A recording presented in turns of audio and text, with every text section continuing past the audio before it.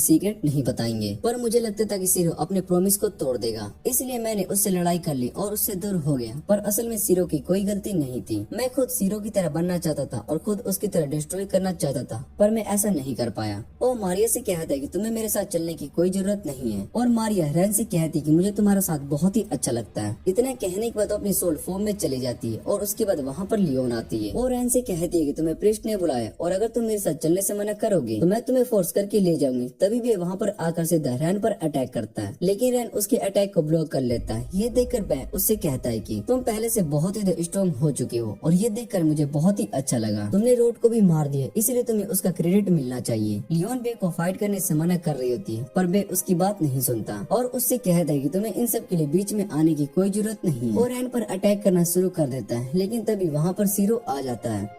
उसके बाद हमें सीरो का पास्ट दिखाया जाता है, जहाँ पर वो एक आदमी को मार देता है और उसको मारने के बाद सीरो को एक अलग सी फीलिंग आती है। फिर सीरो बताता है कि हम सभी को अपने फ्यूचर के बारे में कुछ भी नहीं पता होता कि आगे हमारे साथ क्या होने वाला है, जिस वजह से मैंने क्रेजी चीजें करना शुरू कर दिया। क्रेजी लोगों से मिलना और बहुत ही ज्यादा फन करता। मुझे अपनी लाइफ की कोई परवाह नहीं थी, बस अपनी लाइफ में बस क्रेजी चीजें करने के बारे में सोचता रहता था। इन सब के बिना मैं खुद को अलाइव महसूस करता था, और सबसे बड़ी बात, इतनी क्रेजी चीज करने के बाद भी मैं जिंदा रहता हूँ। मुझे यकीन होने लगा कि मैं बाकी ह्यूमन बीइंग से बहुत ही अलग हूँ। और इधर रैन सीरो से कहता है कि तुम्हें इन सब में पढ़ने की कोई जरूरत नहीं है, जिस पर सीरो उससे कहता है कि मैं अपनी लाइफ का डिसीजन खुद लेता हूँ और तुम्हें इसके बीच में नहीं आना चाहिए। बै सीधा सीरो पर अटैक करता है, लेकिन सीरो उसके अटैक को डॉज कर लेता है, जो देखकर बै थोड़ा हैरान हो जाता है। वो वापिस से सीरो पर अटैक करता है, लेकिन सीरो आसानी से उसके अटैक को डॉज कर लेता है, जो देखकर बै कहता है ये नॉर्मल ह्यूमन बीइंग से बहुत ज्यादा फास्ट है। और लियोन से कहता है कि तुम रैन से फाइट करो, तब तक मैं इस लड़के को दिखाता हूँ। लियोन उसकी बात मान लेता है और इधर सीरो रैन से कहता है कि अब तुम्हें मेरी पावर्स के बारे में सब कुछ पता चल गया होगा, तो हमें भी साथ मिलकर फाइट करना चाहिए। और रैन सीरो से कहता है कि तुम कुछ भी ऐसा मत करना जिससे कि तुम्हारी जान चली जाए। इधर बै सीरो पर अटैक करता है, लेकिन सीरो उसके सभी अटैक से बच जाता है। और सीरो बै से कहता है तुम्हें मुझे हराने के लिए और फास्ट होना होगा। बै सीरो से उसका नाम पूछता है और सीरो उसको अपना नाम बता देता है, और बै से कहता है कि तुम्हें मेरा नाम याद रखने की कोई जरूरत नहीं है, क्योंकि तुम जल्द ही मरने वाले हो। और उसके बाद बै पार्क के सभी लाइट्स को तोड़ देता है और सीरो से कहता है कि रात में मुझे हराना पॉसिबल नहीं है। उसके बाद वो अपने डिमोनिक फॉर्म में आ जाता है और सीरो से कहता है कि तुम सच में बहुत ही स्ट्रॉन्ग हो, क्योंकि आज तक कोई भी ह्यूमन मेरे इस फॉर्म को नहीं देख सका, और 40 साल के बाद मैं इस फॉर्म का यूज ह्यूमंस को मारने के लिए कर रहा हूँ। और सीरो पर अटैक करना शुरू कर देता है और सीरो भी उसके सभी अटैक से बचता हुआ सीधा बाइक की तरफ भागता है। वह उसके पीछे पीछे आ रहा होता है और सीरो अपनी बाइक लेकर वहाँ से भागने लगता है। दूसरी तरफ लियोन और रैन दोनों लड़ते हुए सीधा ब्रिज पर आ जाते हैं, जहाँ पर लियोन रैन से पूछती क्या तुम हमें ज्वाइन नहीं करने वाले हो, जिस पर रैन मना कर देता है और उसके बाद वो दोनों पानी में जा गिरते हैं और लियोन अपने रैलिक यूज करती है, जो देखकर रैन भी अपने रैलिक यूज करने लगता है। और लड़ते टाइम रैन को पानी के अंदर अपनी शैडो दिखाई देती है, जो देखकर रैन बहुत ही डर जाता है। वो सीधा ब्रिज पर आ जाता है और लियोन से लड़ने लगता है। लियोन उसको रोकने की कोशिश करती है और रैन सीधा फादर टफारिया की तरफ अटैक करने के लिए आता है, पर टफारिया उसको एक ही हाथ से रोक देते हैं, जो देखकर रैन बहुत ही ज्यादा हैरान हो जाता है और उसको यकीन नहीं हो रहा होता है कि फादर टफारिया भी लोंगिस ऑर्डर के मेंबर है। फादर टफारिया रैन से कहते हैं कि मैं ही प्रिस्ट हूँ और लोंजी ऑर्डर का थर्ड मेंबर भी, और सभी मुझे इविल होली के नाम से जानते हैं। इधर सीरो बै से बचकर भाग रहा होता है और इरी उसको गाइड कर रही होती है और बै सीरो पर अटैक करने के लिए जा रहा होता है। सीरो आराम से उन सभी अटैक को डॉज करते हुए आगे बढ़ रहा होता है और बै से कहता है कि मुझे मारने के लिए तुम्हें और हार्ड वर्क करना होगा। फिर सामने से एक नाइट्रोजन ट्रक आ रही होती है और सीरो उस ट्रक के टायर पर फायर कर देता है, जिससे कि ट्रक अपना बैलेंस खो देती है और बै पर गिरने वाली होती है। बै अपने पन से उस कंटेनर को तोड़ देता है, जिस वजह से सारी नाइट्रोजन गैस उस पर गिर जाती है और बै वहीं पर फ्रीज हो जाता है। सीरो अपनी बाइक उस पर चढ़ाकर भाग जाती है। बै उसके पीछे जाने वाला होता है कि तभी इसको कुछ स्ट्रॉन्ग पावर फील होने लगती है और वो कहते हैं कि शायद से लियोन का एंड हो चुका है। इधर फादर टफारिया रैन से पूछती क्या तुम रिया से प्यार करते हो और क्या तुम उसको मार सकते हो, जो सुनकर रैन गुस्सा हो जाता है और कहते हैं कि मुझे इस बारे में कुछ भी नहीं पता, लेकिन मैं रिया को नहीं मारने वाला हूँ और न ही मैं तुम्हें इसको मारने दूंगा। उसकी बातें सुनने के बाद टफारिया हंसने लगता है और रैन से कहता है कि मैं बस लव पर यकीन करता हूँ। वो लॉर्ड हाइड्रा से कहता है कि आपने इसकी बात सुनी, और तभी रैन के ऊपर बहुत ही सारी फोर्स लगने लगती है, जिससे कि वो उठ भी नहीं पा रहा होता है। फिर रैन के सामने लॉर्ड हाइड्रा आ जाते हैं और उसको अपना नाम रैनहार्ड बताता है। मारिया रैन से पूछती कि ये आदमी कौन है और इसके कारण मुझे बहुत ही अजीब सी फीलिंग हो रही है, जिसे तुम सभी कुछ कहते हो। रैन मारिया को बताता है कि इसे डर कहते हैं और उसके बाद रैन एक मोस्टर में बदल जाता है और उसकी तरफ जाने लगता है, जो देख रैनहार्ड अपने मोस्टर को समन करता है और एक बहुत ही बड़ा गुलेम स्केलेटन होता है। वो अपने एक ही अटैक में ब्रिज को तोड़ देता है और सभी उसको देखकर बहुत ही हैरान हो रहे होते हैं। फादर टफारिया लियोन को बताते हैं कि हमारे लॉर्ड की सोल पावर है और इनकी आर्मीज मिलियंस में और वो सभी अनडेड्स है। अभी सिर्फ 2 अवास्तिका ओपन हुए जो सुनकर लियोन कहती कि इसका मतलब हमारे लॉर्ड अभी सीरियस नहीं है, जिस पर टफारिया बताता है कि हमारे लॉर्ड कब सीरियस होते हैं इस बारे में हमें भी नहीं पता, पर मुझे इतना पता है कि वो गलत दुनिया में पैदा हुए। उनकी इस प्रेजेंस से पूरी दुनिया तबाह हो सकती है। इधर रेनहार्ड रैन से कह रहा होता है कि क्या तुम्हें इतनी पावर है, और उसके बाद रैन पानी के अंदर से निकलता है और सीधा उस बड़े से स्केलेटन पर चढ़ने लगता है और उसके सामने बहुत ही सारे अनडेड्स आ जाते हैं, लेकिन रैन उन सभी को मारते हुए आगे बढ़ रहा होता है, जो देख कर रेनहार्ड अपने मैजिक से वहाँ पर बैटल शिप्स, एयरशिप्स और टैंक्स ले आता है। वो सभी रैन पर अटैक कर रहे होते हैं, लेकिन रैन उन सभी अटैक को डोज करते हुए आगे बढ़ रहा होता है। वो उस स्केलेटन के सभी स्ट्रॉन्ग अटैक से भी बच जाता है और उस स्केलेटन का हाथ तोड़ देता है, जिसके बाद वो सीधा रेनहार्ड पर अटैक करने के लिए जा रहा होता है, लेकिन उसके अटैक से रेनहार्ड को कुछ भी नहीं होता। रेनहार्ड रैन से कहता है कि तुम मुझे नहीं हरा सकते हो, क्योंकि मैं सब चीज से प्यार करता हूँ और मैं उन सभी चीजों को डिस्ट्रॉय भी कर सकता हूँ। मैं चाहूँ तो इस पूरे यूनिवर्स को भी डिस्ट्रॉय कर सकता हूँ। और उसके बाद मारिया रैन की बॉडी से अलग हो जाती है। रेनहार्ड उसको पकड़ लेता है और रैन नीचे गिर जाती है। उसके बाद हम रेनहार्ड और मारिया को देखते हैं और वो दोनों एक पार्टी में डांस कर रही होती है, जहाँ पर रेनहार्ड मारिया को बताते है कि हम यहाँ पर अपनी पावर्स अवेकनिंग की पार्टी कर रहे हैं। मारिया उससे पूछती है तुम कौन हो, जिस पर रेनहार्ड उसको बताता है कि मैं कार्ल का दोस्त हूँ, मुझे कार्ल ने तुम्हारे बारे में सब कुछ बताया था। और वो मारिन से पूछते है कि तुम मेरे बारे में क्या सोचती हो। उसके बाद रूम में बहुत ही सारे स्किल्स आ जाते हैं और मारिन रेनहार्ड से कहती है कि मुझे तुमसे बहुत ही ज्यादा डर लगता है, तुमने बहुत ही सारे लोगों को मारा है और तुम इस दुनिया को डिस्ट्रॉय करना चाहते हो। जो सुनकर रेनहार्ड उससे कहता है कि कार्ल ने मुझे बताया था कि तुम्हें ह्यूमंस फीलिंग के बारे में कुछ भी नहीं पता है, तुम असल में हार्टलेस हो, तुम्हें भला बाकी लोगों के बारे में फिक्र क्यों हो रही है। वैसे भी मैंने वॉर को शुरू कर दी है और मैं जल्दी इस दुनिया को पूरी तरीके से तबाह कर दूंगा। उसके बाद हम एक साइंटिस्ट को देखते हैं और वो लैब में एक बच्चे को बना रहा होता है और उसका नाम रैन रख देता है। रैन को ये बात शुरू से ही पता थी कि उसकी लाइफ बाकी ह्यूमन से नॉर्मल नहीं है, और उसने बाद में सीरो और कासुमी को अपना दोस्त बनाया और वो तीनों साथ में रहते थे। जब रैन को होश आता है तो वो खुद को वहीं पर कैद देखता है और फिर उसके पास रिया आती है। वो आके रैन के लॉक्स को खोल रही होती है और रैन उससे पूछते है क्या हम ह्यूमन चर्च के बेसमेंट में, जिस पर रिया हाँ कहती है और रिया रैन से कहती है तुम बेवकूफ हो, तुम्हें तो ये पूछना चाहिए कि तुम भला यहाँ पर क्यों आए हो। फिर रैन उससे कहते है कि मुझे सब कुछ पहले से ही पता है और मैं ये सब जानता हूँ कि तुम मेरी साइड हो, वरना तुम मुझे यहाँ पर बचाने के लिए नहीं आती। और उसके बाद रिया रैन को अपने बारे में बताती है कि मैं नॉर्मल ह्यूमंस की तरह नहीं हूँ, मैं अपने लाइफ को अपने हिसाब से जीती हूँ और हमें अपने हार्ट को पत्थर जैसा बनाना पड़ता है और वो सब कुछ करना पड़ता है जो कि हम नहीं करना चाहते। और कभी कभी मुझे ऐसा लगता है कि शायद से मुझे जिंदा ही नहीं रहना चाहिए। इतना कहने के बाद वो रोने लगती है और रैन को हक कर लेती है। रैन उससे कहता है कि मुझे भी ऐसा ही फील होता है, लेकिन मुझे उम्मीद है कि मैं एक दिन अपनी लाइफ को चेंज कर लूंगा और इसलिए मैं हार नहीं मान रहा हूँ। उसकी बातें सुनने पर रैन उससे कहती है क्या तुम मुझे यहाँ से लेकर जा सकते हो, अगर तुम ऐसा नहीं कर सकते हो तो तुम मुझे मार दो। इतना कहने के बाद वो वहाँ से चली जाती है और रैन उसको रुकने के लिए कहता है। बाहर रिया फादर टफारिया और रिजा को देखती है और टफारिया रिया से कहते हैं कि तुमने अपना काम पूरा नहीं किया, जो सुनकर रिया को बहुत ही गुस्सा आता है और वो फादर टफारिया से कहती है कि मैं आपसे बात नहीं करना चाहती हूँ। इतना कहने के बाद वो वहाँ से चली जाती है और फादर टफारिया रैन के पास आते हैं और उससे कहते हैं कि रेनहार्ड तुमसे मिलना चाहती है। रैन फादर टफारिया के साथ जाने लगते हैं और फादर टफारिया रैन से कहते हैं कि इस समय रिया का मूड बहुत ही ज्यादा खराब है, इसका कारण मैं हूँ और तुम्हें ये बात तो पता ही होगी कि रिया नॉर्मल ह्यूमन की तरह नहीं है। रिया टफारिया से कहता है कि तुम हम सभी को एक मोस्टर की तरह ट्रीट करते हो। उसके बाद टफारिया रैन से कहता है कि तुम लॉर्ड कोई ह्यूमन नहीं हो, इसलिए तुम उन्हें जज करने की कोशिश मत करना। फिर रैन रूम में चला जाता है जहाँ पर वो ब्लैक राउंड टेबल्स को देख रहा होता है और उसको फील हो रहा होता है कि मैं पहले भी इस जगह पर आ चुका हूँ। तभी उसके सामने रेनहार्ड आ जाता है और रैन को आने वाले सभी डिस्ट्रक्शन के बारे में बताता है और रैन को बैठने के लिए कहता है और बताता है कि मैं बस तुमसे बात करना चाहता हूँ, मैं फादर टफारिया की तरह नहीं हूँ। रेनहार्ड रैन को अपने बारे में बताता है और कहता है कि मैं इस दुनिया को खत्म करना चाहता हूँ। कार्ल ने मुझे मेरे गोल के बारे में बताया है और कार्ल को सभी बहुत ही सारे नाम से जानते हैं और उनमें से एक नाम मॉर्क्यूस भी है।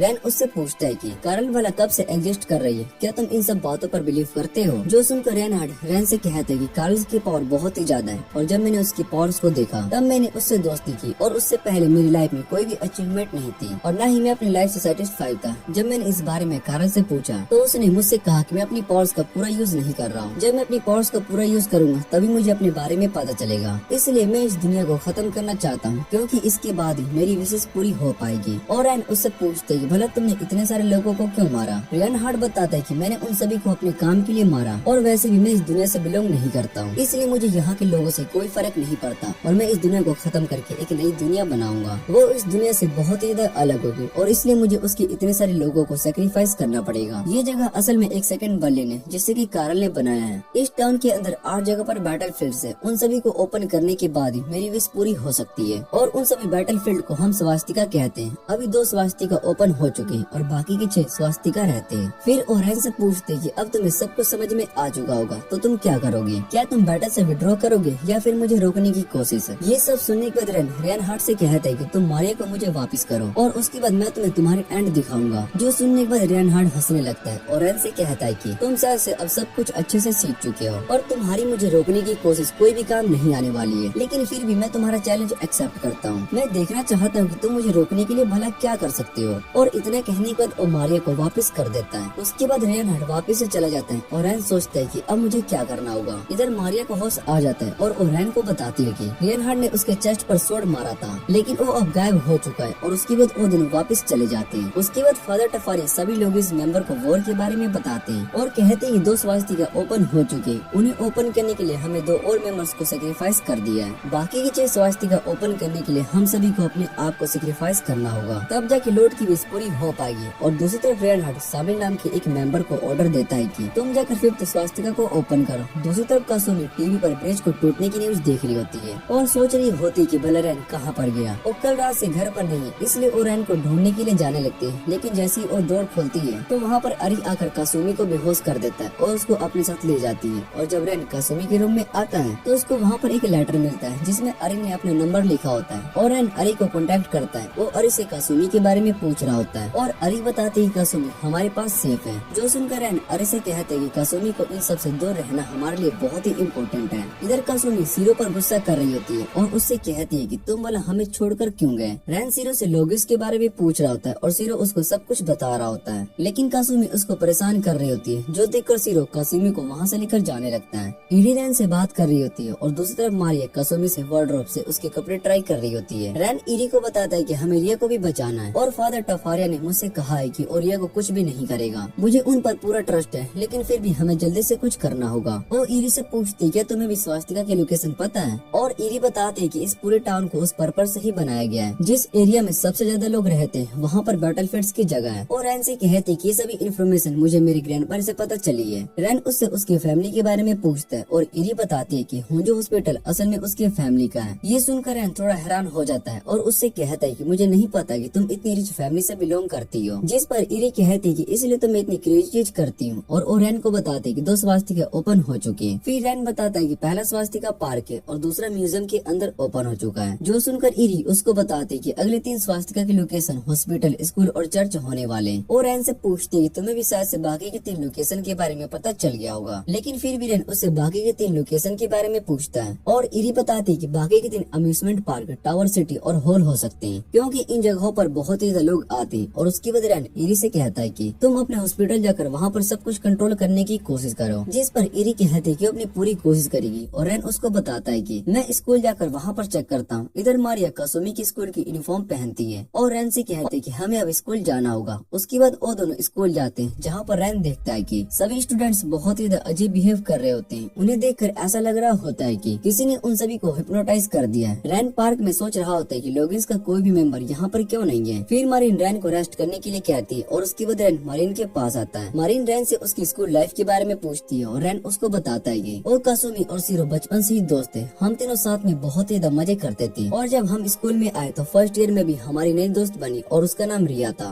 वो हम सभी की सीनियर थी और हम सभी साथ में स्कूल के छत पर बहुत ही इंजॉय करते। ये सब सुनने के बाद मारिया रैन से कहती क्या तुम हमारी टीम की 5th मेंबर बन सकती हो। जो सुनकर रैन बहुत ही खुश हो जाता है। और इधर दूसरी तरफ क्लब के अंदर मारिया सभी लोगों को मार देती है। इधर सीरो और ईरी को पता चल जाता है कि लोगिस का मेंबर अब क्लब में आ चुका है। मारिया स्वास्तिका को ओपन करना शुरू कर देती है और दूसरी तरफ रैन को भी पता चल चुका होता है, मतलब फील हो जाता है कि उसके पास भी स्वास्तिका ओपन होने वाला है। इधर सीरो और ईरी दोनों मारिया के पास आते हैं और उस पर अटैक करना शुरू करते हैं, लेकिन उनके अटैक मारिया को नहीं लग रहे होते। उसके बाद मारिया उन दोनों पर अपने मैजिक का यूज करके उन्हें खत्म कर देती है। और दूसरी तरफ बे टफारिया से मिलने के लिए आया होता है। उसको लग रहा होता है कि टफारिया उसका यूज कर रहा है और उसका काम पूरा होने के बाद मार देगा, लेकिन बाद में उसको पता चलता है कि टफारिया का मकसद कुछ और ही है। टफारिया उसको एक्सप्लेन करता है कि जिस जगह पर मैं जाना चाहता हूँ वहाँ पर मुझे कुछ इम्पोर्टेंट काम थे, इसलिए मैंने तुम्हारा यूज किया, लेकिन सिचुएशन और भी ज्यादा खराब हो गई। और ये सब सुनने के बाद बे वहाँ से जाने लगता है। वो टफारिया से कहता है कि तुमने मेरा यूज किया, इसलिए मैं अब से तुम्हारे लिए काम नहीं करने वाला हूँ। फिर टफारिया बे से कहता है कि तुम्हें इन सब के बारे में सच पता है कि उसने एक स्वास्तिका को ओपन किया था था, जिसके बाद लॉर्ड ने उसको एब्जॉर्ब कर लिया। लेकिन उसने ट्विंस को जन्म दिया और उनमें से एक रिजा और दूसरा जोहान था। जो सुनकर बे कहते हैं कि जोहान मारा जा चुका था और टफारिया उसको बताता है कि जोहान असल में जिंदा बच गया। ये सुनकर बे बहुत ही हैरान हो जाता है और टफारिया बताते हैं कि रिजा ने उसके डेथ के बारे में झूठ कहा था क्योंकि वो उसको बचाना चाहती थी और बे सब कुछ समझ जाता है। फिर टफारिया कहते हैं कि एक्टिंग लीडर होने के कारण मैं उन सभी को अपने लिए यूज करने वाला हूँ। उसके बाद हम रिजा को देखते हैं जो कि चर्च के बेसमेंट में जा रही होती है और हमें रिजा का पास्ट दिखाया जाता है। रिजा चर्च में रहती है और सभी बच्चे रिजा को मदर कहते हैं, लेकिन उन बच्चों की मौत हो जाती है जो देखकर रिजा बहुत ही डर जाती है और उसको पता होता है कि इन सभी की मौत चर्च में आए हुए एक्सपेरिमेंट की वजह से हुई है। उसके बाद रिजा ने 2 बच्चों को जन्म दिया और उनमें से एक को देखने के बाद रिजा बहुत ही ज्यादा डर जाती है। रिजा बेसमेंट में आगे जा रही होती है कि तभी वहाँ पर लियोन आकर उसको रोक देती है। दूसरी तरफ क्लब के अंदर बहुत ही सारे डिटेक्टिव्स को ह्यूमस ब्लड मिलता है। उन सभी को चेक करने के बाद उन्हें पता चलता है कि यहाँ पर 100 लोगों की मौत हुई है और उनमें से एक की भी डेड बॉडी वहाँ पर नहीं होती है और उन्हें बस वहाँ पर एक ही लड़की मिलती है जो कि इस समय हॉस्पिटल में एडमिट होती है और उसको होश नहीं आया होता। इधर रैन कासुमी के पास बैठा होता है और उसको अपने पास्ट लाइफ याद कर रहा होता है, जहाँ पर उसके फादर उसको डांट रहे होते हैं क्योंकि रैन ने फैमिली बिजनेस को ज्वाइन करने की जगह पर आर्मी को ज्वाइन करने का डिसीजन लिया। रैन अपने फादर से कहता है कि मैं एग्जीक्यूटिव का काम नहीं करने वाला हूँ और वो अपनी स्टोरी अपने साथी को बता रहा होता है। उसका साथी ये सुनने के बाद हंसने लगता है और अपने दोस्तों के बारे में रैन को बताता है जो कि मार्किस लॉर्ड हाइड्रा होते हैं। इधर रैन को होश आता है और वो छत पर जाता है जहाँ पर उसको मारिना दिखाई देती है। रैन मारिया से पूछते है कि तुम यहाँ पर क्या कर रही हो और वो बताती है कि मुझे रूह बहुत ही अच्छी लगती है, मुझे पता है कि तुम्हें भी रूह पर आना बहुत ही पसंद है, इसलिए मैं यहाँ पर आई। और रैन से कहती है कि मैं तुम्हारी टीम की 5th मेंबर हूँ। और ये सुनने के बाद रैन अपने दोस्तों को याद करने लगता है। फिर वो कहता है कि इरी ने मुझसे झूठ कहा था, उसको पता था कि एक स्वास्थ्य का क्लब में खुलने वाला है, इसलिए उसने मुझे उसके बारे में नहीं बताया और खुद को सेक्रीफाइस कर दिया। जो सुनने के बाद मारिया रैन से कहती है कि मुझे यकीन है कि वो अभी जिंदा होंगे। रैन उससे पूछते है कि तुम्हें ऐसा क्यों लगता है और वो रैन से कहते है कि तुम्हें सैड होने की जरूरत नहीं है, सब कुछ ठीक हो जाएगा। और उसकी बात सुनने के बाद रैन कहता है कि कासुमी ठीक है तो शायद से वो दोनों भी ठीक होंगे। फिर मारिन रैन से कहती है जब से रेनहार्ड ने मेरे चेस्ट पर अटैक किया है तब से मैं सभी की फीलिंग को समझने लगी हूँ, इन सब ने मुझे बहुत ही अच्छा फील हो रहा है। और इतना कहने के बाद वो रैन को हक कर लेती है। कुछ टाइम के बाद रिजा हॉस्पिटल में नेक्स्ट स्वास्थ्य का ओपन करने के लिए आती है, लेकिन रैन उसके सामने आ जाता है और रिजा को वापस जाने के लिए कहता है, लेकिन रिजा उसकी बात नहीं मानती और रैन से कहते तुम कासुमी को यहाँ से लेकर जा सकते हो और उसके अलावा तुम बाकी किसी को भी नहीं लेकर जा पाओगे। और रैन रिजा से कहते है कि तुम्हें यहाँ से चले जाना चाहिए, वैसे भी तुम और ये इन सभी मर्डर्स में इन्वॉल्व नहीं हो। और रिजा रैन से कहते कि मैं तुम्हारी जितनी काइंड नहीं हूँ, इसलिए मैं ऐसा नहीं कर सकती हूँ। और तभी लियोन रैन पर अटैक करती है, लेकिन रैन बच जाता है। रिजा लियोन से कहते कि तुम रैन को बिजी रखो और मैं जाकर स्वास्तिका को ओपन करती हूँ। और इतने कहने के बाद रिजा हॉस्पिटल के अंदर चली जाती है। इधर लियोन रैन से कहते कि तुम मुझे नहीं हरा सकते हो और अब मैं अपनी रियल पावर का यूज करने वाली हूँ। जो सुनकर रैन उससे पूछता है कि तुम किन पावर्स की बात कर रही हो और लियोन उसको बताती कि मैं क्रिएशन लेवल पर आ चुकी हूँ। उसके बाद लियोन अपनी पावर्स का यूज करती है और सीधा रैन पर अटैक करती है। रैन उसको ब्लॉक करने की कोशिश करता है, लेकिन उसकी बॉडी पर कट लग जाता है और उसका खून बहने लगता है। इधर हॉस्पिटल के अंदर लीजा के सामने फादर टफारिया आ जाते हैं और लीजा से कहते हैं कि तुमने मुझे ढूंढ लिया। लीजा टफारिया से कहते हैं कि हॉस्पिटल के बाहर इतनी आवाज होने के बाद भी अंदर कोई भी नहीं उठा, इन सब के पीछे शायद से तुम्हारा ही हाथ होगा, पर मुझे तुम्हारी मदद की कोई जरूरत नहीं है। टफारिया लीजा से कहता है कि मैं तुम्हें बहुत ही टाइम से जानता हूँ और मुझे ये भी पता है कि तुम्हें लोगों को मारना पसंद नहीं है। जिस पर रिजा कहती कि मुझे इन सब से कोई फर्क नहीं पड़ता क्योंकि मैं शुरू से ऐसे ही हूँ, मुझे किसी को मारना अच्छा नहीं लगता, लेकिन मुझे मारना होगा और मैं अपनी इस डिसीजन को चेंज नहीं कर सकती हूँ क्योंकि मुझे तुम्हारी तरह ही बनना है। और इतना कहने के बाद वो वहाँ से आगे जा रही होती है। तभी टफारिया रिजा से पूछते कि उनका फादर कौन है। तुम्हारे 2 बेटे हैं और उनमें से एक को तुमने छुपा कर रखा है। ये सुनने के बाद रिजा हैरान हो जाती है और टफारिया उससे कहते कि तुम अपने किस बेटे को सेक्रीफाइस करने के बारे में सोच रहे हो। मैं जानता हूँ कि तुमने उसको बचाने के लिए उसकी डेथ की फेक न्यूज बताई थी और तुम अपने बेटे जोहान की खुशी के लिए रिया को सेक्रीफाइस करने वाली हो।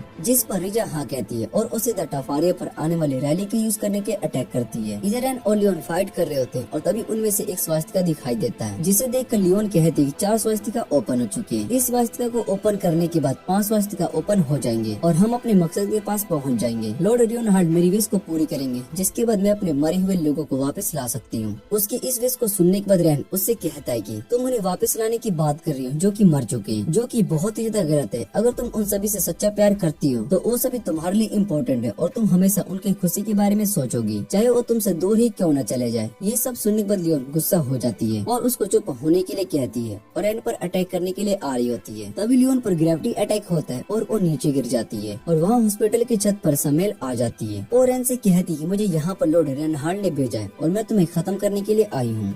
उसके बाद हम लियोन के पास्ट को देखते हैं, जहाँ पर उसके ग्रैंडपा फादर एक कर्स्ड वेपन बना रहे होते हैं। वो एक बहुत ही पॉपुलर ब्लैक स्मिथ होते हैं, लेकिन उस कर्स वेपन की पावर को वो भी कंट्रोल नहीं कर पाते। उनकी भी मौत हो जाती है और उसके बाद उनके फैमिली में सभी उस कर्स वेपन की वजह से मारे जाते हैं और उन सभी की सोल उस वेपन में चली जाती है। जब लियोन की बारी आती है तब उसके भाई ने उससे कहा कि तुम्हें ये सब करके कोई जरूरत नहीं है। उसके बाद लियोन ने अपने भाई और बेट्रिक्स को भी खो दिया। जिन लोगों से भी वो बहुत ही प्यार करती थी उसने उन सभी को खो दिया। इसलिए वो सभी स्वास्तिका को ओपन करने के बाद लॉर्ड रेनहार्ड से अपनी विश पूरी करवाना चाहती है ताकि वो अपने सभी लोगों को वापस ला सके। इधर रीजा और फादर फाइट कर रहे होते हैं और तभी फादर बाहर की ओर देखती है कि सैमुअल यहाँ पर फिफ्थ स्वास्तिका को ओपन करने के लिए आई है। इसका मतलब हमें यहाँ से जाना होगा और शायद से लॉर्ड रेनहार्ड ने इसको यहाँ पर भेजा है। रीजा फादर की बात नहीं मान रही होती है और टफारिया उससे कहती है कि तुम आखिर और कितने लोगों को सेक्रीफाइस करने के बारे में सोच रही हो। रीजा टफारिया से पूछती है तुम जॉन के ग्रैंडसन को प्रोटेक्ट करना चाहते हो और इस काम के लिए तुम्हें मुझे चुना है, जिस पर रीजा मना कर देती है और उसके बाद रीजा टफारिया से कहती है कि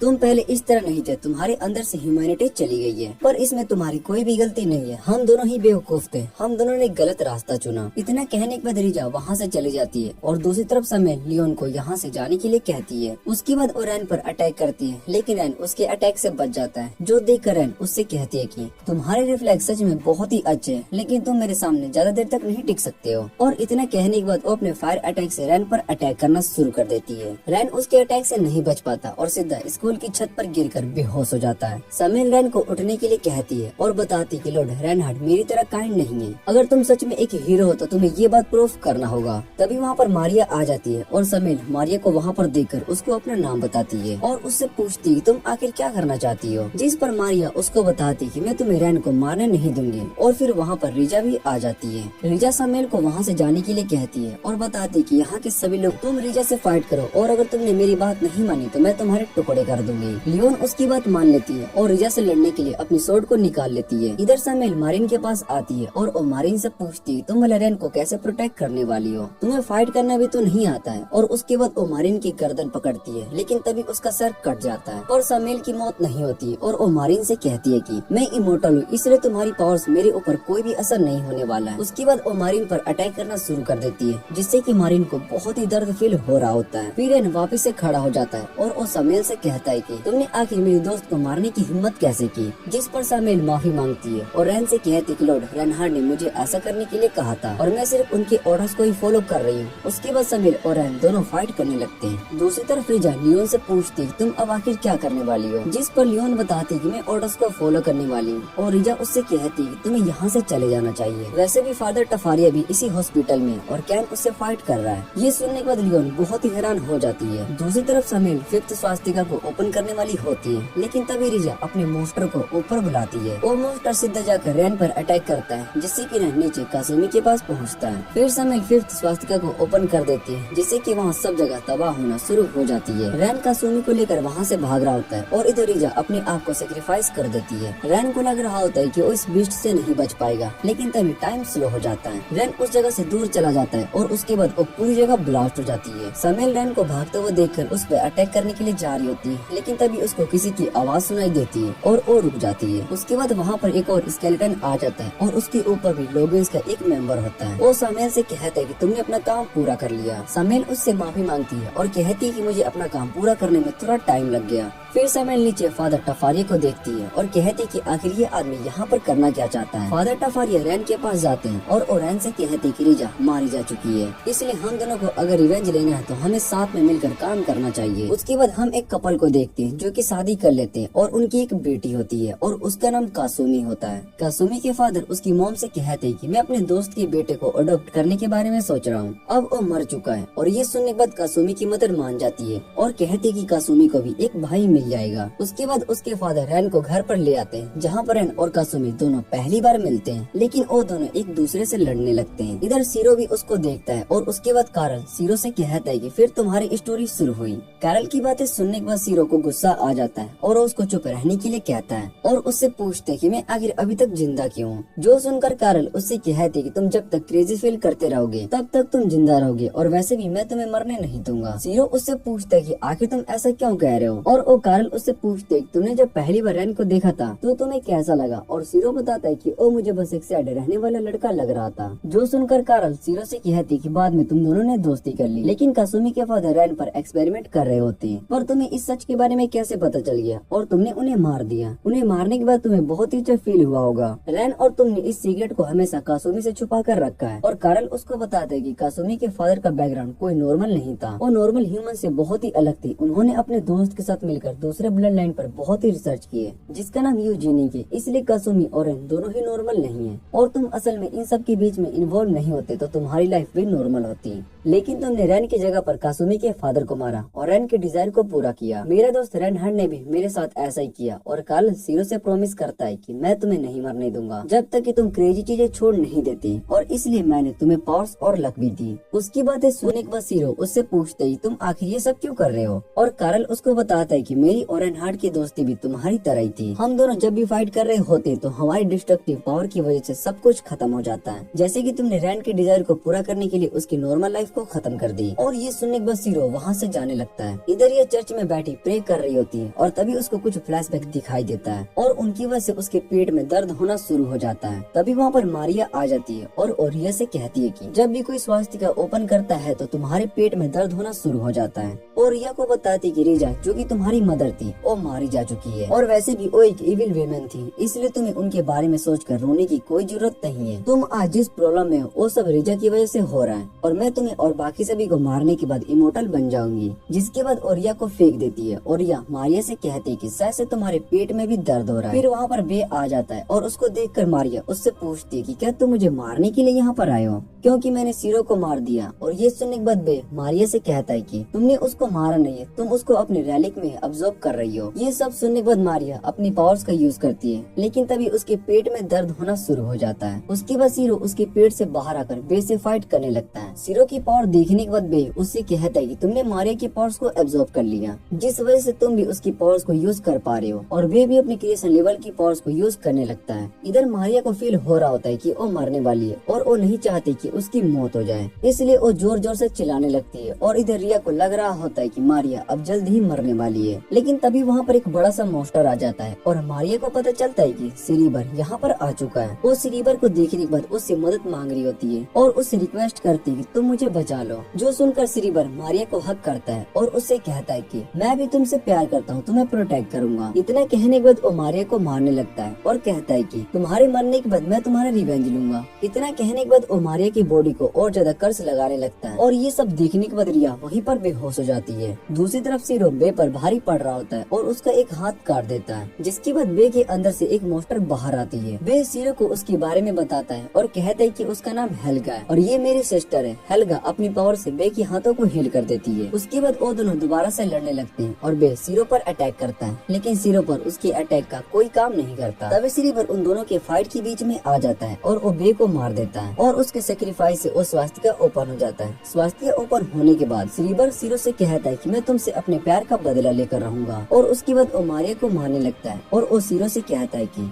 इसके मरते ही मेरा रिवेंज शुरू हो जाएगा, और उसके बाद भले ही तुम कहीं पर भी चले जाओ मैं तुम्हें ढूंढ कर मार दूंगा। और उसकी बातें सुनने के बाद सीरो वहाँ से जाने लगता है। उसके बाद हम कारल और लॉर्ड रेनहार्ड को चेस खेलते हुए देखते हैं, और कारल रेनहार्ड से कहता है कि हिस्ट्री खुद को रिपीट करती है, हमें इस दुनिया को खत्म करना है और उसके लिए तुम्हें इमोशनल लेवल पर पहुंचना होगा। लॉर्ड रेनहार्ड कारल से कहता है कि तुम मुझसे झूठ तो नहीं बोल रहे हो, जिस पर कारल उससे कहता है कि अगर तुम्हें ऐसा लगता है तो तुम मुझे मार सकते हो। पर रेनहार्ड को कारल पर पूरा भरोसा होता है। और दूसरी तरफ हम रैनी को देखते हैं जो कि कासुमी के रूम में होता है, उसको छोड़ने के लिए आया होता है, और उसको छोड़ने के बाद फादर टफारिया से मिलने जाता है। फादर टफारिया रैन को रिजा के बारे में बताते हैं कि वो असल में रिया की ग्रैंड मदर थी, लेकिन रिया को इसके बारे में कुछ भी नहीं पता है। लिजा लबेन बोन एसोसिएशन की मेंबर थी और वो ऑर्गेनाइजेशन ह्यूमैनिटी को नेक्स्ट लेवल पर ले जाना चाहते थे, जिसके लिए उन्होंने कुछ बच्चों पर एक्सपेरिमेंट किया और उन सभी बच्चों के पास सुपर पावर्स आ गई, पर वो सभी बच्चे उन सुपर पावर्स को कंट्रोल नहीं कर पाते, जिस वजह से उन सभी की मौत हो जाती है। और रिजा ने अपने बच्चे इसाकी को सेक्रीफाइस कर दिया जो कि तुम्हारे ग्रैंड फादर थे। वो उन सभी बच्चों को वापस लेकर आना चाहती थी, और रैन कहता है कि रिया का जन्म एसएस और लॉर्ड रेनहार्ड के सोल को कंबाइन करके हुआ है। फादर टफारिया रैन से कहते कहता है कि हमें एक दूसरा बर्लिन क्रिएट करना होगा और इसके लिए हमें रिया की जरूरत है। रन फादर टफारिया की बात समझ जाता है और उनसे कहता है कि रिया ने मुझे रिया को प्रोटेक्ट करने के लिए कहा था,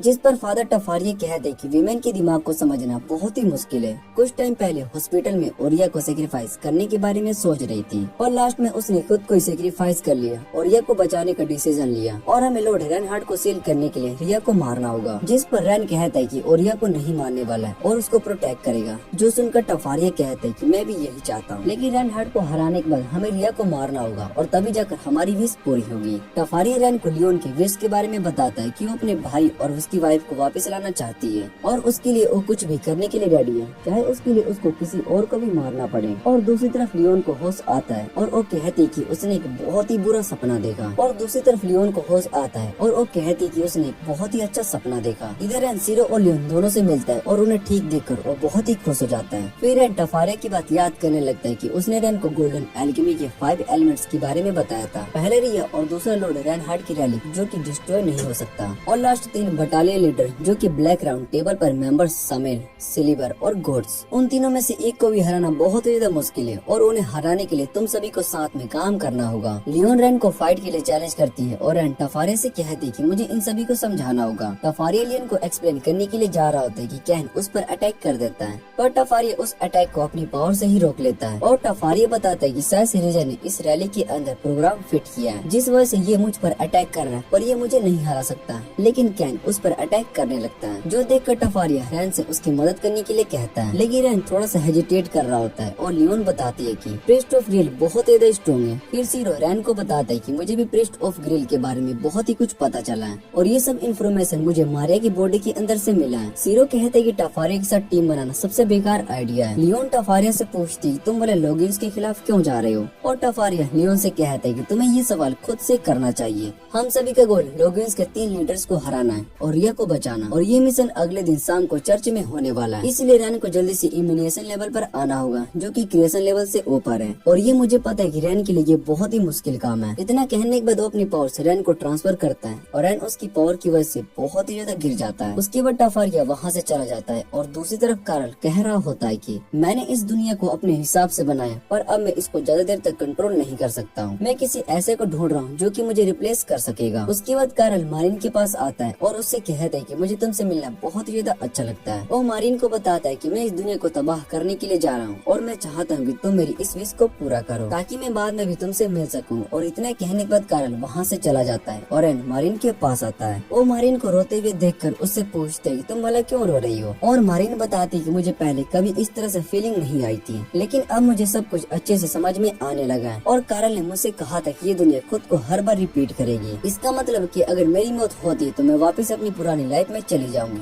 जहाँ पर मुझे वापस से उस सैड लाइफ को जीना होगा। मारिया रैन से कहते कि इस दुनिया में गोस्ट नहीं होते, तो भला मैं क्या हूँ, और रैन उससे कहते कि मुझे इस बारे में कुछ भी नहीं पता क्योंकि मेरी मेमोरीज भी तुम्हारी तरह ही सेम है और मुझे नहीं लगता कि वो किसी तरह का ड्रीम है। रैन उससे कहते कि अगर ये सब सच में है तो तुम भी इस दुनिया के रोल को तोड़ रही हो। मारिया रैन से कहती है कि मुझे तुम्हारे साथ रहना बहुत ही अच्छा लगता है, मैं चाहती हूँ कि मैं तुम्हारे साथ और टाइम स्पेंड करूँ। फिर रैन मारिया को अपने गिल्ट के बारे में बताते है कि कासुमी के डैड की मौत मेरी वजह से हुई है, लेकिन मैं कासुमी को ये सब सच नहीं बता सकता हूँ। वो बताता है कि मुझे भले ही बहुत ही मुश्किल का फेस करना पड़ता है, लेकिन मुझे तुमसे कोई बड़ी प्रॉब्लम नहीं है। मैं इस बात से बहुत ज्यादा खुश हूँ कि हम दोनों मिले। और मारिया उससे पूछती तुम वाला मेरे साथ इतने खुश कैसे रहते हो जबकि मैं तो बहुत ही इविल काम करती हूँ। और रैन उससे कहता है तुम्हारे साथ रहने के बाद मुझे फील हुआ है कि मैं अपनी गलती का सामना कर सकता हूँ, इसलिए मैं हमेशा तुम्हारे साथ रहूंगा और तुम्हें प्रोटेक्ट करूंगा। दूसरी तरफ कार्ल मारिन से कहता है कि हम डिवाइन विंग्स ऑफ ट्विलाइट के न्यू मेंबर को ढूंढने वाले हैं। उसके बाद हम रिया को देखते हैं जो कि ब्लैक राउंड टेबल पर बैठी होती है और उसके साइड में समील बैठी होती है। रिया उसको देखने के बाद उससे पूछती है कि तुम कौन हो, और रिया को अपना नाम बताती है और कहती है कि मैं रिया की दोस्त हूँ। जो सुनने के बाद रिया उससे पूछती है क्या रिया सच में मेरी ग्रैंड मदर है, जिस पर समील हाँ कहती है और रिया को बताती कि मैंने रिया को मार दिया है और तुम्हें शायद से नहीं पता होगा लेकिन उसने बहुत ही सारे बुरे काम किए थे। समील रिया से कहती कि तुम अपनी पुरानी लाइफ को भूल जाओ, अब से तुम्हारी न्यू लाइफ शुरू होने जा रही है। इतना कहने के बाद वो वहाँ से चली जाती है और दूसरी तरफ हम फादर टफारिया के पास्ट को देखते हैं जहाँ पर वो बच्चे के साथ खेल रहे होते हैं। लेकिन तभी वहाँ पर लॉर्ड रेनहार्ड और उसके 3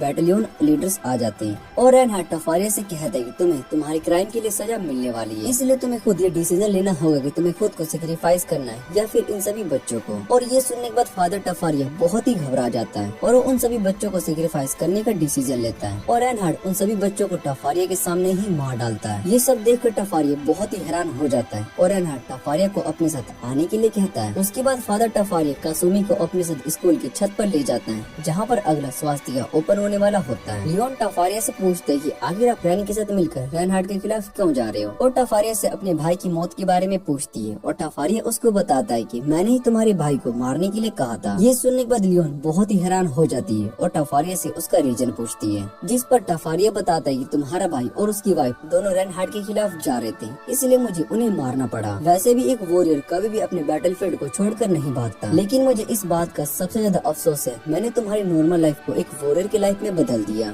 मुझे मेरे क्राइम्स के बारे में पता है और उन सभी की पनिशमेंट बस स्लेवेशन होती है। लियोन टफारिया पर अटैक करने वाला होता है, लेकिन टफारिया अपनी पावर से उसको रोक देता है। वो बताता है कि मैं पहले बहुत ही वीक था, जिस वजह से मैं उन सभी बच्चों को प्रोटेक्ट नहीं कर पाया, लेकिन अब मैं बहुत ही स्ट्रॉन्ग हो चुका हूँ और मैं और ज्यादा स्ट्रॉन्ग बनना चाहता हूँ। मुझे तुम्हारी फीलिंग्स अब समझ में आ रही है। तुम अपने लोगों से क्यों नहीं मिलना चाहती हो? तुम्हें लॉर्ड रेनहार्ड के साथ आना चाहिए, जिसके बाद तुम अपने डिजायर को पूरा कर सकती हो और अपने लोगों की सोल को भी हेल में भेज सकती हो। ये सुनकर लियोन को गुस्सा आ जाता है और उसे टफारिया पर अटैक करती है, लेकिन टफारिया को कुछ भी नहीं होता। टफारिया अपने इमेंशंस लेवल पावर का यूज करने के लिए जा रहा होता है, तभी वहाँ पर रिया आ जाती है और टफारिया से रिक्वेस्ट करती है कि वो लोगों को ना मारे और रिया को वहाँ पर देखकर टफारिया उससे कहता है कि मैं तुम्हें प्रोटेक्ट करूंगा। इतने कहने के बाद रिया पर अपने डिवाइन सोर्ड से अटैक कर देता है, जिससे कि वहाँ पर स्वास्तिका ओपन हो जाता है। लेकिन समील वहाँ पर आ जाती है और टफारिया से कहती है कि तुम अपने प्लान में कामयाब नहीं हो पाओगे। दूसरी तरफ रैन और सीरो दोनों बाकी दो स्वास्तिका की लोकेशन को ढूंढने के लिए चले जाते हैं। इधर टफारिया मकीना को देखने के बाद उससे कहता है कि मेरे पास तुमसे फाइट करने के लिए टाइम नहीं है, मुझे जाकर रैन से फाइट करना है। और ये सुनने के बाद मकीना उससे कहता है कि तुम मेरे और रैन के फाइट के बीच में आ रहे हो, इसलिए मैं तुम्हें पहले खत्म करूंगा और उसके बाद रैन से फाइट करूंगा। फिर समय रिया से कहते हैं कि तुम्हें प्रोटेक्ट करने की रिस्पॉन्सिबिलिटी मेरी है और तुम्हें छोड़कर मुझे किसी की परवाह नहीं है। समेल बताती है कि टफारिया असल में उस लड़की कासुमी को सेक्रीफाइस करने के बारे में सोच रहा है, क्योंकि वो जोन की ब्लड लाइन से है। इधर टफारिया और मकीना फाइट कर रहे होते हैं और समेल उन्हें सब कुछ बताती है कि टफारिया स्ट्रॉन्ग बनना चाहता है और लॉर्ड रेनहार्ड की जगह लेना चाहता है। उसको लॉर्ड रेनहार्ड की बॉडी भी मिल चुकी होती है। वो पहले बहुत ही वीक था, जिस वजह से उसने बहुत ही सारे बच्चों का सेक्रीफाइस कर दिया, इसलिए वो स्ट्रॉन्ग बनना चाहता है। पर अभी टफारिया के पास लॉर्ड रेनहार्ड की अनडेड आर्मी की पावर्स है, जिस वजह से मैं उसको नहीं हरा सकता हूँ, लेकिन मकीना उसको हरा सकता है। समेल देखती कि लियोन उसको देखे ही जा रहा हो, इसलिए वो लियोन से पूछती कि तुम्हें क्या चाहिए। लियोन समेल से अपने विश के बारे में पूछती है, जिस पर समेल उसको बताती है तुम अपनी विश को पूरा नहीं कर सकती हो, क्योंकि लॉर्ड रेनहार्ड इस दुनिया को तबाह करना चाहते हैं और तुम्हारे लिए यही अच्छा होगा कि तुम अपने लोगों को भूल जाओ। तुम लॉर्ड रेनहार्ड की बात मानो और अपने लोगों की सोल को वलहल्ला में ले आओ। और ये सब सुनने के बाद लियोन को बहुत ही बुरा लगता है, क्योंकि वो अपनी विश को पूरा करने के लिए फाइट कर रही थी, लेकिन उसको इस बारे में नहीं पता था कि वो उसका यूज वॉर के लिए कर रहे हैं। लियोन के साइड में रखा रैलिक टूट जाता है और उसके अंदर से एक मोस्टर बाहर आता है, जो देखकर समेल समझ जाता है कि वो असल में खैत है। वो समेल पर अटैक करता है, लेकिन समेल उसको अपनी आग में जलाकर खत्म कर देता है और उससे कहता है कि हम दोनों अब वलहल्ला में मिलेंगे। मकीना टफारिया से पूछते है तुम अब क्या करोगे, और टफारिया मकीना से कहता है कि मैं बस तुम्हें यहाँ पर रोक रहा हूँ ताकि रैन यहाँ पर जल्दी से आ सके और उसके बाद तुम मारे जाओगे। जो सुनकर मकीना टफारिया से कहता है कि तुम्हें क्या लगता है कि रैन यहाँ पर आ पाएगा। दूसरी तरफ से रिवर रैन पर अटैक करता है और इधर समय लियोन से कहती है कि तुमने बहुत ही अच्छा अटैक किया, और लियोन को एक होली सोर्ड देती है और उससे कहती है कि तुम अब इस सोर्ड की न्यू ओनर हो और तुम्हें अगला स्वास्थ्य ओपन करने के लिए सिलेक्ट किया गया है। इतना कहने के बाद वो वहाँ से चली जाती है और इधर मकीना टफारिया से कहता है कि तुम्हारा टाइम आ चुका है। वो अपनी पावर्स का यूज करने लगता है, जो देखकर टफारिया भी गुस्सा होकर अपनी डिवाइन पावर्स का यूज करता है और मकीना पर अटैक करता है, और मकीना उसके अटैक से बच जाता है और सीधा टफारिया पर अटैक करता है और उसके बाद टफारिया सीधा स्वास्थ्य के अंदर एब्जॉर्ब होने लगता है। मरने से पहले टफारिया रिया को देखता है और उससे कहता है कि मैं हमेशा तुमसे प्यार करता रहूंगा। इधर रैन को भी फील होता है कि स्वास्थ्य ओपन हो चुका है और सिरिबा रैन से कहता है कि मेरा काम पूरा हो चुका है, इसलिए लॉर्ड रेनहार्ड ने मुझे वापस से बुलाया है। और उसके बाद स्वास्थ्य सीधा आसमान को टच करने लगती है।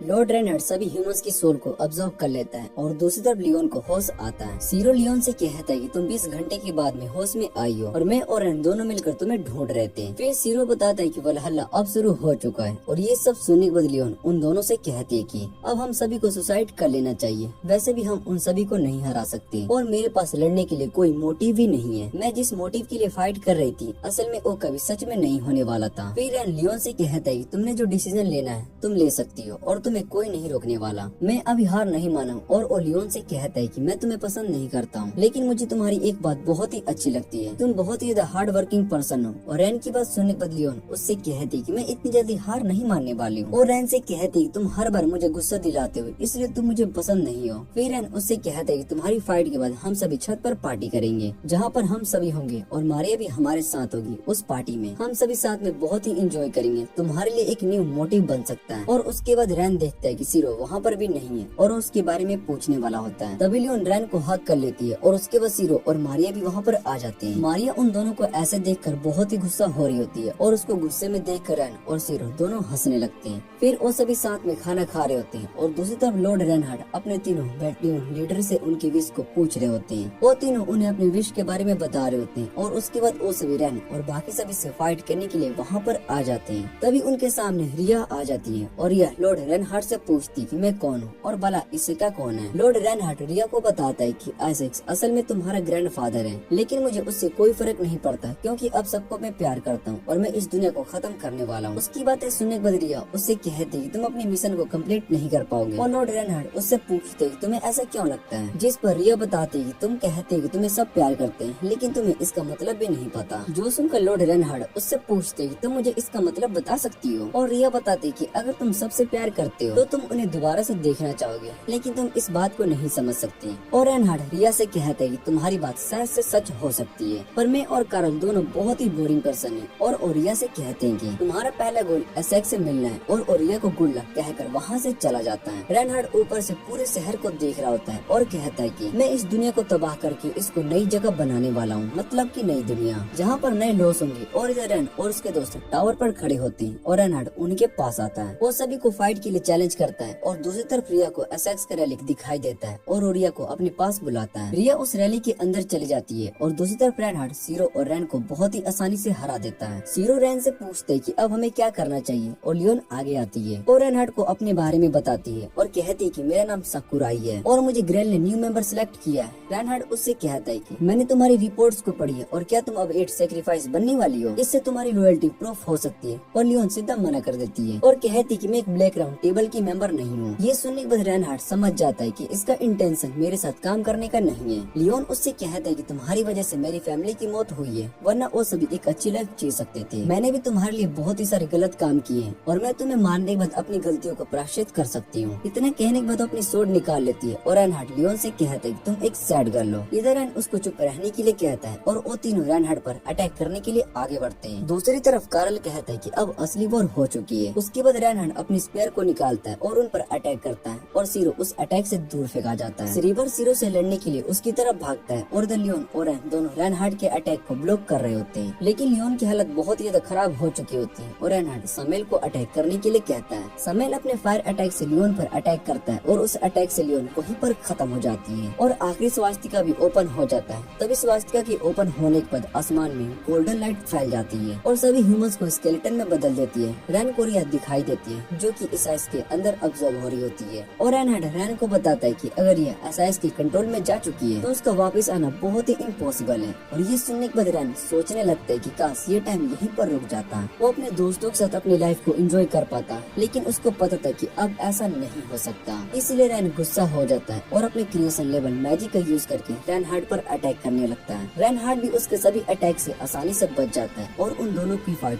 बहुत ही इंटेंस हो रही होती है। रैन सीधा रेनहार्ड की गर्दन पर अटैक करता है, लेकिन उसका अटैक वहीं पर रुक जाता है। रेनहार्ड रैन से कहता है कि अब हम दोनों की फाइट करने का सही टाइम नहीं आया और तुम मुझे इस लेवल पर नहीं हरा सकते हो। इतना कहने के बाद वो माकीना और रैन को लड़ने के लिए बुलाता है और माकीना सीधा रैन पर अटैक करता है। रैन उस अटैक से बच जाता है और दूसरी तरफ समेल के सामने लियोन होती है। वो लियोन से कहती है कि तुमने सही टाइम पर आकर उस होली रैली के साथ कांटेक्ट बना लिया, जिस वजह से तुम बच गए। तुम सच में बहुत ही स्मार्ट हो और वो सोड असल में एक कर्स सोड है और उससे तुम्हारी मौत भी हो सकती है, लेकिन तुमने उसकी पावर्स को कंट्रोल कर लिया। और लियोन उससे कहती है कि सोड के बारे में मुझे तुमसे ज्यादा अच्छे से पता है। जो सुनकर समीर उससे कहता है कि तुम्हारे ग्रैंडफादर एक ब्लैक स्मिथ थे, इसलिए तुम्हारी फैमिली को सोड के बारे में सब कुछ पता है। लियोन समीर से कहती है कि मेरी फैमिली भी ब्लैक राउंड टेबल के मेंबर्स का पार्ट थी और उन्हें इस बात का हुनर है। पर मेरे लिए अब तुम्हें हराने के लिए न्यू मोटिव मिल चुका है और भले इस फाइट में मेरी जान चली जाए पर मैं तुम्हें हरा कर रहूंगी। और उसकी बाद अपनी पावर्स का यूज करने लगती है और तभी वहाँ पर बैट्रिक्स और काई की सोल आ जाती है। उन्हें देखकर सामेल को और ज्यादा गुस्सा आ जाता है और दूसरी तरफ श्रीबर सीरो का पीछा कर रहा होता है। सीरो श्रीबर पर अटैक करने की कोशिश करता है लेकिन श्रीबर बहुत ही फास्ट होता है और वो सीरो पर अटैक करता है जिससे कि सीरो दूर जाकर गिरता है और श्रीबर सीरो से पूछता है कि क्या तुम अब फाइट करना चाहते हो, जिस पर सीरो हाँ कहता है और श्रीबर उससे कहता है कि तुम्हें थोड़ी देर रेस्ट करना चाहिए और अपनी चोट को हील करके मुझसे फाइट करना चाहिए। श्रीबर सीरो से कहता है कि तुम अभी यही सोच रहे होगे कि तुम्हारे अटैक्स मुझ पर काम क्यों नहीं कर रहे हैं, जिस पर श्रीबर उसको बताता है कि मुझे कोई भी टच नहीं कर सकता। सीरो श्रीबर से कहता है कि तुम्हारी फैमिली ने तुम्हें अच्छे से ठोका होगा और श्रीबर कहता है कि तुम्हें मेरी फैमिली के बिजनेस के बारे में कैसे पता चला। वो अपनी स्टोरी सीरो को बताता है कि उसकी मदर ने उसके साथ बचपन से ही बहुत ही बुरा बिहेव किया लेकिन सीरो को उसकी स्टोरी में कोई इंटरेस्ट नहीं होता है, इसलिए वो अपनी गन से उस पर अटैक कर देता है पर श्रीबर उसके अटैक से बच जाता है और सीरो को मारना शुरू कर देता है। वो सीरो से कहता है कि मैंने अपने पेरेंट्स को मार दिया जिसके बाद मैं इमोर्टल बन चुका हूँ और सीरो दोबारा से श्रीबर पर अटैक करता है लेकिन इस बार उसकी गन टूट जाती है। श्रीबर इस बात से बहुत ही शौक हो जाता है, उसने सीरो को टच कर लिया और अब सीरो उसके अटैक को आसानी से देख सकता है। सीरो श्रीबर से कहता है कि अब असली फाइट होने वाली है और इधर श्रीबर गुस्से में अपने रैली को बुलाता है जो कि एक बाइक में चेंज हो जाती है और इधर सीरो एक एरी के सोल को बुलाता है और वो दोनों मिलकर श्रीबर से लड़ने वाले होते हैं, जो देखकर श्रीबर को बहुत ही गुस्सा आता है और श्रीबर उनसे कहता है कि मैं इमोर्टल हूँ और तुम मुझे नहीं हरा सकते हो। वो अपनी बाइक चलाकर वहाँ से भाग रहा होता है और सीरो अपनी चैन से उसको पकड़ लेता है। श्रीबर बाइक की स्पीड को बढ़ा देता है जिससे कि चैन टूट जाती है और दूसरी तरफ माकीना और रैन आपस में लड़ रहे होते हैं। रैन माकीना से कहता है कि मुझे तुम्हारे बारे में कुछ भी नहीं पता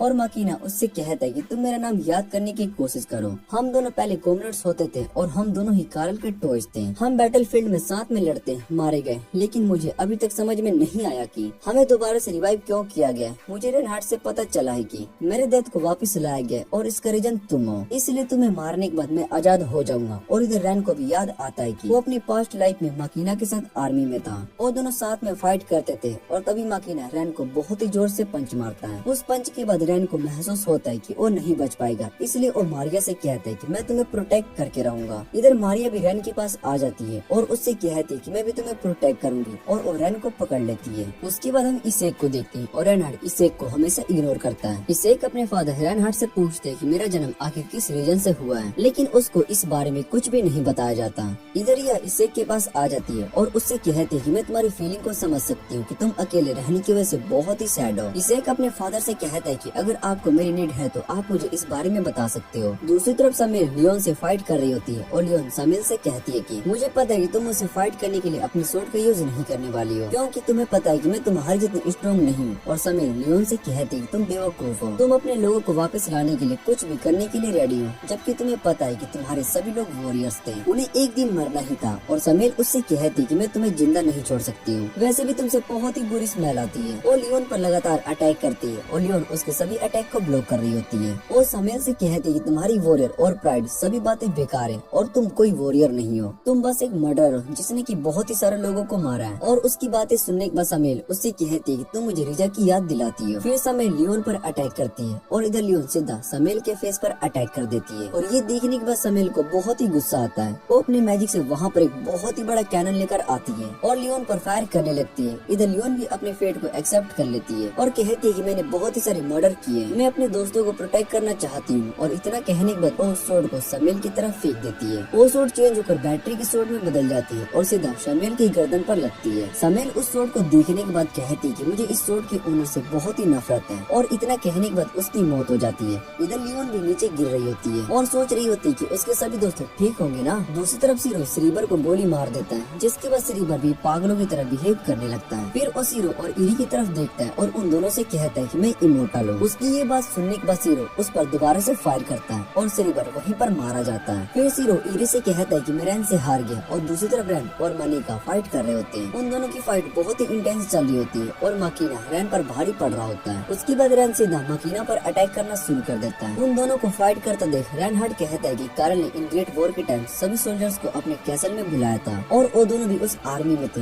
इधर कारल सभी सोल्जर्स को आपस में लड़ने के लिए कहता है और बताता है कि जो भी लास्ट तक जिंदा रहेगा उसकी विश को पूरा किया जाएगा और सभी सोल्जर्स आपस में लड़े जा रहे होते हैं। माकीना और रैन भी उस फाइट में होते हैं और रेनहार्ड कहता है कि इन दोनों कॉमरेड्स को साथ में लड़ता देख बहुत ही अच्छा लग रहा है। भले ये दोनों एक दूसरे के बारे में सब कुछ भूल चुके हैं, लेकिन इनकी सोल अभी भी एक दूसरे को नहीं भूल पाई है। तभी माकीना रैन को एक पंच मारता है और उस पंच की वजह से रैन को अपने पास्ट के कुछ मोमेंट्स दिखाई देते हैं। फिर हम देखते हैं कि माकीना ने सभी सोल्जर्स को हरा दिया होता है और वो कारल को अपनी विश को पूरी करने के लिए कहता है, लेकिन कारल मना कर देता है और उसके अंदर से रैन की सोल बाहर निकलने लगती है। माकीना से कहता है कि मैं तुम्हारे लिए एक बहुत ही स्ट्रॉन्ग ओपोनेंट बनने वाला हूँ। जब तक तुम उसको नहीं हरा देते तब तक मैं तुम्हारे डेथ विश को पूरा नहीं करूंगा। इधर माकीना रैन को बताता है कि तुम्हें इस बारे में नहीं पता होगा कि जब किसी को मौत चाहिए लेकिन वो मर भी नहीं सकता तो उसको कैसा फील होता है। और उसकी बातें सुनने के बाद रैन उससे कहता है कि अगर तुम्हें डेथ चाहिए तो मैं तुम्हें डेथ दूंगा। और वो दोनों लड़ने लगते हैं। रैन माकीना का सर काट देता है और उसको मार डालता है, जो देख कर रैन हट कहते हैं कि सच में एक वर्थी ओपोनेंट है। और उसके बाद वो एक सीढ़ी बना देता है। रैन उस सीढ़ी को देखने के बाद रैन हार्ट से फाइट करने के लिए ऊपर जाने लगता है और रैन हार्ट भी अपनी स्वॉर्ड को निकाल कर रैन का वेट कर रहा होता है। कारल उन दोनों को देखने के बाद कहता है कि अब असली वॉर शुरू हो चुकी है और इन दोनों की फाइट सबसे ज्यादा इंटरेस्टिंग होने वाली है। रैन हार्ट रैन से कहता है कि हम दोनों वर्ल्ड के सेंटर में और हमें मिलकर एक अच्छा सॉन्ग साथ में गाना चाहिए। रैन हार्ट से कहता है कि तुमने सभी लोगों की सोल को ले लिए लेकिन मैं तुम्हें हरा कर रहूंगा क्योंकि तुम एक डेविल हो। कारल इमेंसन को एक पेंटिंग से कंपेयर कर रहा होता है और कहता है कि इसको पेंट करने के लिए एक कलर की जरूरत होती है। अगर ये शुरू हो गया तो इसको रोका नहीं जा सकता और जब तक कि इन दोनों में से कोई एक ना मारा जाए। इधर रैन हार्ट की अनडेड आर्मी रैन की तरफ बढ़ रही होती है और रैन उन सभी को खत्म करे जा रहा होता है। रैन हार्ट रैन से कहता है कि हम दोनों एक ही इमेंशनल लेवल पर हैं। उसकी ये बात सुनने के बाद रैन कहता है कि मुझे पता है कि इस वल्हल्ला के अंदर तुम्हारी सभी पावर्स रिकवर हो जाती है लेकिन फिर भी मैं तुम्हें हरा कर रहूंगा। और इतना कहने के बाद रैन उसकी आर्मी को खत्म करने लगता है। वो सीधा रैन हार्ट पर अटैक करने के लिए आता है लेकिन रैन हार्ट उसके अटैक को रोक लेता है। तभी एक मोस्टर रैन पर अटैक करता है लेकिन रैन उससे बच जाता है और रैन हार्ट रैन से कहता है कि मैं सब चीज से प्यार करता हूँ इसलिए मैं सब कुछ खत्म कर दूंगा। और ये सुनने के बाद रैन को बहुत ही गुस्सा आता है और वो दोबारा से अटैक करने के लिए जाता है। तभी रैन को सीरो और लियोन की आवाज सुनाई देती है और वो उससे कहते कि हम दोनों तुम्हारे साथ हैं। ये सुनने के बाद रैन सीधा रैन मून पर अटैक करके उसको खत्म कर देता है। और ये देखने के बाद रैन हार्ट बहुत ही हैरान हो जाता है। उसको यकीन नहीं हो रहा होता है कि रैन सच में इतना ज्यादा स्ट्रॉन्ग है। और उसके बाद वो दोनों अपनी पावर्स को स्पीड के साथ लड़ रहे होते हैं। उन्हें लड़ता देख किसी खुद को सेक्रीफाइस कर देता है क्योंकि उसको समझ में आ चुका होता है कि उसके फादर उसकी मदद नहीं लेने वाले हैं। इसे के मरने के बाद रैन और रैन हार्ट दोनों दूसरी जगह पर आ जाते हैं जहाँ पर कारल उन दोनों को रोक देता है। इधर कासुमी को भी होश आ जाता है और अपने स्कूल के छत पर आ जाती है और अपने दोस्तों का वेट कर रही होती है। दूसरी तरफ कारल उन दोनों से कहता है कि इसे मारा जा चुका है और उसके मरने के बाद हम दुनिया के सेंटर में आ चुके हैं। अब मेरी विश पूरी होने के लिए जा रही है और मैंने अपना अगला सोर्सरस चुन लिया है। और वहाँ पर मरीन आ जाती है। कारल उन दोनों से कहता है कि मैं तुम्हारी फाइट के बीच में नहीं आने वाला हूँ लेकिन मैं अपने एंड को देखना चाहता हूँ जिसके लिए मैंने इतने सालों तक का वेट किया। और रैन हार्ट उसकी बात समझ जाता है और अपने अटैक से पानी के बीच में खाली जगह बना लेता है। वो कारल को गुड बाय कहता है और वहाँ से चला जाता है। और इधर रैन कारल से पूछता है कि रिया ठीक है, जिस पर कारल बताता है कि इसे के मरने के बाद सब कुछ तबाह हो गया और यह अभी जिंदा है। ये सुनने के बाद रैन सीधा रैन हार्ट से लड़ने के लिए जा रहा होता है और मारिन उसको रोक लेती है और उससे कहती है कि मैं भी तुम्हारे साथ चलूंगी। और रैन उसको मना कर देता है और वो रैन हार्ट के पास जाता है और रैन हार्ट रैन से कहता है कि तुम भी इस दुनिया से परेशान हो। जो सुनकर रैन उससे कहता है कि तुमने सही कहा, मैं भी यही चाहता हूँ कि इस दुनिया के सभी लोग फ्रीज हो जाएं और टाइम हमेशा के लिए रुक जाए। रैन हार्ट रैन से कहता है कि हम में से कोई भी एक रूलर बन सकता है और कारल तो खुद को सेक्रीफाइस करने वाला है। फिर रैन कहता है कि हम 4 लोगों के पास ही इम्यूनेशन लेवल की पावर है और मैं तुम्हें कारल की जगह नहीं लेने दे सकता हूँ क्योंकि तुम उस पोजीशन के लायक नहीं हो और न ही मैं उसकी जगह ले सकता हूँ। जो सुनने के बाद रैन हार्ट रैन से कहता है कि तुम अपने रिसोर्स को चेंज नहीं कर सकते हो और वो रैन से प्रॉमिस करता है कि मैं तुम्हें मार दूंगा। जिसके बाद वो दोनों एक दूसरे पर अटैक करते हैं और इधर कारल मारिन के आगे झुक जाता है और उसको अपना सोर्सरस सिलेक्ट करता है और मारिन मना कर देती है। वो कारल को बताते है कि उसको रैन के साथ रहना बहुत ही अच्छा लगता है और रैन से प्यार करती है वो। जिस पर कारल उसको बताता है कि रैन और रैन हार्ट दोनों ही मेरी पोजीशन के लायक नहीं है और क्या तुम रैन के साथ ऐसी दुनिया में रहना चाहोगी जहाँ पर तुम दोनों को छोड़कर बाकी सभी फ्रीज हो जाएंगे। और मारिया बताते है कि रैन हमेशा से ऐसा ही है, जब भी वो किसी प्रॉब्लम में होता है तो प्रिटेंड करता है कि उसको कुछ भी नहीं हुआ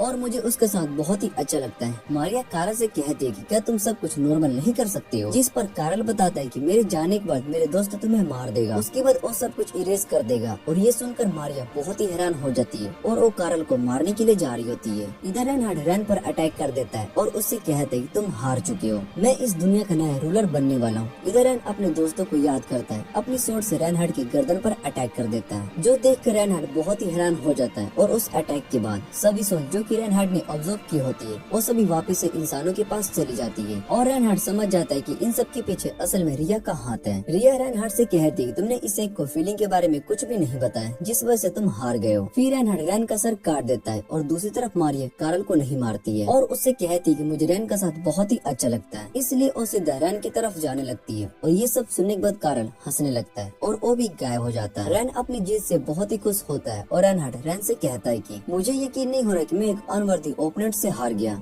रैन उससे कहता है कि तुम्हें न्यू दुनिया की पावर से हराया और उसके बाद रेनहार्ड वहाँ से चला जाता है। रैन सीधा मारिया के पास आता है और उससे कहता है कि मैं तुमसे अलग नहीं होना चाहता हूँ और मारिया भी रैन को अपनी फीलिंग के बारे में बताती है। उसके बाद वो दोनों किस करते हैं और उसके बाद हम देखते हैं कि रैन हॉस्पिटल में कासुमी से मिलने के लिए आया होता है। कासुमी बहुत ही ज्यादा ओल्ड हो चुकी होती है और रैन अभी भी यंग एज में होता है। कासुमी रैन से पूछती है क्या तुम रीबर्थ पर बिलीव करते हो और रैन उससे कहता है कि मैं रीबर्थ पर बिलीव करता हूँ। तभी रूम में मारिया आती है और उसको देख कर रैन रोने लगता है और दूसरी तरफ हम मारिया को देखते हैं जो कि कार्ल की पोजीशन पर होती है। वो इस दुनिया को कंट्रोल कर रही होती है और इसी के साथ ये एनिमे का सीजन यहीं पर एंड हो जाता है। अगर आपको ये वीडियो अच्छी लगे तो वीडियो को लाइक करके चैनल को सब्सक्राइब जरूर कर लेना। तो मिलते हैं अगली वीडियो में।